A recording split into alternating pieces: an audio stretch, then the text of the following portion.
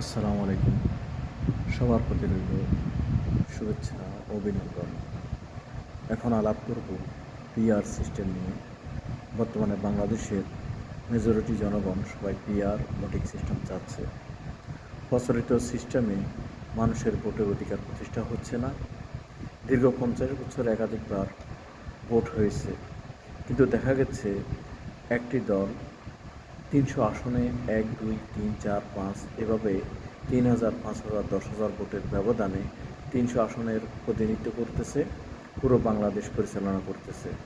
অপরদিকে আরেকটি দল 2 কোটি, অন্য একটি 1.5 কোটি, 2.5 কোটি এভাবে দেশের 70-80% লোকের জনপ্রতিনিধি সংসদে যেতে পারতেছে না। ফলে একটি দেশের 20 বা 25% ভোটের জনপ্রতিনিধি 100% লোককে দেশ পরিচালনা করতেছে।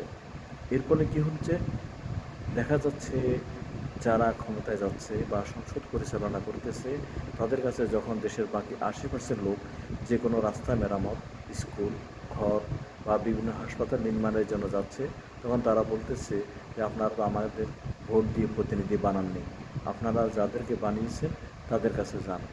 প্রকৃতপক্ষে চলমান ভোটিং সিস্টেমে মানুষের ভোটের অধিকার প্রতিষ্ঠা হচ্ছে না। এই কারণে প্রয়োজন সংস্কার পিআর পদ্ধতি। পিআর পদ্ধতি হচ্ছে জনগণের এখানে ভোটের অধিকার পাবে।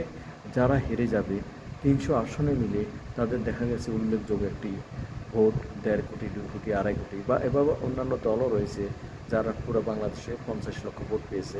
আরেকটি দল আছে যারা 1 কোটি ভোট পেয়েছে, 1.5 কোটি ভোট পেয়েছে। এভাবে 80% লোক, 70% লোক যাদের ভোটের পরিমাণ হতে পারে 8 কোটি, 10 কোটি, এই বিশাল এক জনসংখ্যা যাদের ভোট টোটালি কাউন্টে আসতেছে না।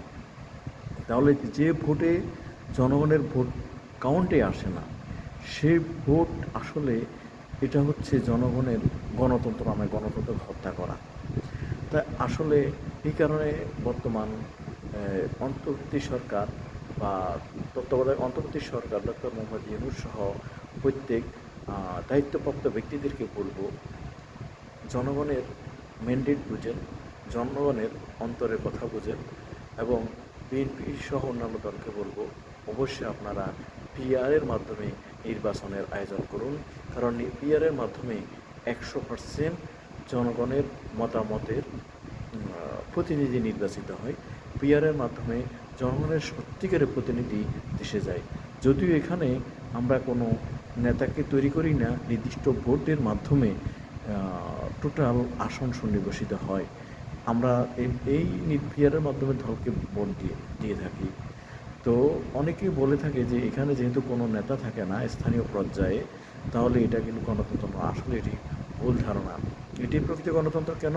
এখানে দেখা গেছে 300 আসনে বা 400 আসনে বাংলাদেশ যতগুলো আসন থাকবে, টোটাল যতগুলো ভোট পড়বে ভোটের হারে এখানে দল থেকে প্রতিনিধি দেয়া হবে।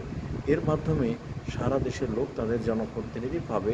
যেহেতু তারা একটি দলকে দিয়েছে, দলে যদি 1.5 কোটি ভোট পায়, ওই পার্সেন্টেজ হারে যতগুলো আসন সেই আসনগুলো পাবে, তাহলে তাদের মোটা দাগে ভোটগুলো কাউন্টে আসবে। আর যে বর্তমান চলমান প্রক্রিয়ায় ভোটগুলো কাউন্টে আসে না, যে চলমান প্রক্রিয়া ভোটই কাউন্টে আসে না, তাহলে সেটা কী করে গণতন্ত্র হতে পারে? সেটা আসলে গণতন্ত্র নয়, সেটা গণতন্ত্র হত্যাই বলা যায়। বর্তমানে জামাত, চরমোনাই, এনসিপি, নাগরিক অধিকার পরিষদ সহ প্রায় সকল দলই চাচ্ছে পিআর পদ্ধতি, পিআর সিস্টেমে নির্বাচন। তো এই কারণে আমার মনে হয় কয়েকদিনের মধ্যেই তারা একটি আন্দোলনে যাবে পিআরের নির্বাচনের জন্য। অলরেডি তারা বারবার বলেছে, কিন্তু আমাদের মূল দল বিএনপি তারা পিআরের পক্ষে তারা সমর্থন দিচ্ছে না বা এ ব্যাপারে রাজি না। প্রকৃতকে তাদের জানতে হবে, জনগণ যে আন্দোলন করেছে, হাজার হাজার ছাত্র দেশের জনগণ জীবন দিয়েছে এই দেশটাকে সংস্কারের জন্য। এখানে শুধুমাত্র এক ব্যক্তি থেকে আরেক ব্যক্তি ক্ষমতার পরিবর্তনের জন্য নয়, দেশে একটি সুশাসন, ইনসাফ ভিত্তিক সমাজ প্রতিষ্ঠা, যেখানে থাকবে না ভেদাভেদ, যেখানে থাকবে না অন্যায়ভাবে হত্যাকাণ্ড, যেখানে থাকবে না জুলুম, অর্থাৎ মানুষ তার ইনসাফকে পাবে, ন্যায় নীতি পাবে, আইনের শাসনকে পাবে।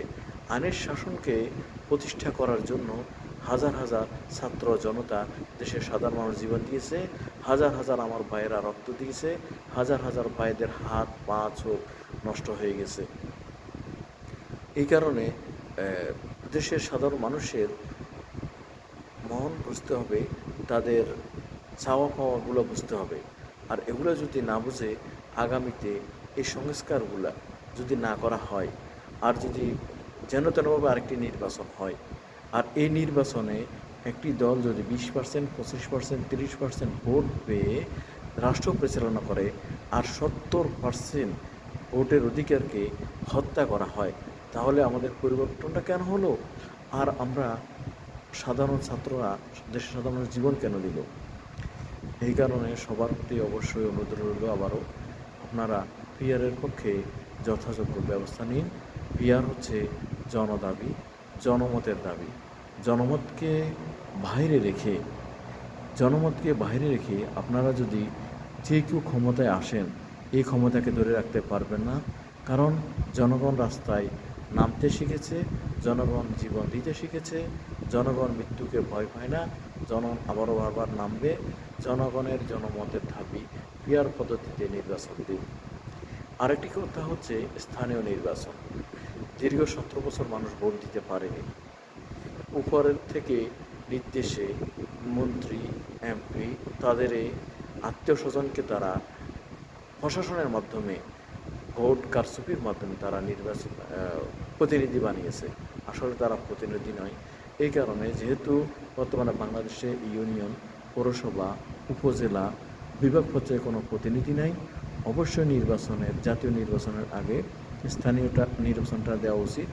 এই স্থানীয় নির্বাচনের মাধ্যমে জনগণ তাদের দল মতের বাইরে তাদের কাছের ভালো লোকগুলো তারা নির্বাচিত করবে।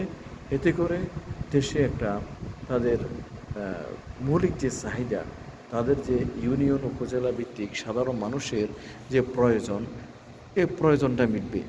যখন দেখা গেছে একটি দল ক্ষমতা আসবে, তখন যদি স্থানীয় নির্বাচন হয়, উপজেলা নির্বাচন হয়, ইউপি নির্বাচন হয়, বিগত সময় আমরা কী দেখেছি?